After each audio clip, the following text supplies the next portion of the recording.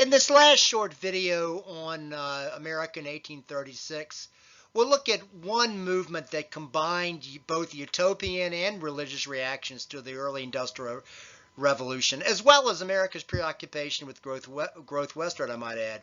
That is, of course, the Church of Jesus Christ of the Latter-day Saints, commonly referred to as the Mormon Church. The Church of Jesus Christ of Latter-day Saints was founded by Joseph Smith, who believed that God had singled him out for a special revelation of divine truth. Smith felt that God had called him to be a prophet with a message for redeeming a sinful society flawed with excessive greed and individualism. In 1830, Smith published his revelations as the Book of Mormon, which he said had been translated from ancient hieroglyphics on gold plates shown to him by an angel named Moroni. Smith, therefore, organized a church that would assert control over almost all aspects of life in order to assure a communal life that God wanted. Smith adopted many of the traits that were popularized by the Industrial Revolution: hard work, savings, risk-taking, and so forth. But Smith imposed a communal framework that concentrated power in the church elders.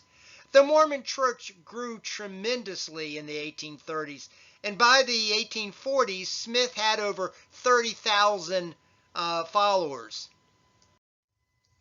During the 1830s, Smith declared that polygamy was acceptable, as it had been accepted in the Old Testament. This was officially adopted as church policy in the early 1840s. The Mormons faced discrimination and even violence, forcing them to move several times. For example, in Missouri in the late 1830s, there was even the so-called Mormon War, where local Missouri citizens tried to drive them out. By the end of the 1830s, they'd settled in what they named as Nauvoo, Illinois. And in the years that followed, they would face discrimination and bigotry there. In fact, Smith would be jailed and killed, and the leadership would be taken over by Brigham Young. Young would then lead the church on a trek to settle in the far west of Utah. But that, of course, was happening later on in the 1840s. In the 1830s, the Church of Jesus Christ of Latter-day Saints had just settled in Illinois. I should add that today the Church of Jesus Christ of Latter-day Saints prefers not to be referred to as the Mormon Church, as it's more commonly known by most people. In any event, this concludes the last video on America in 1836.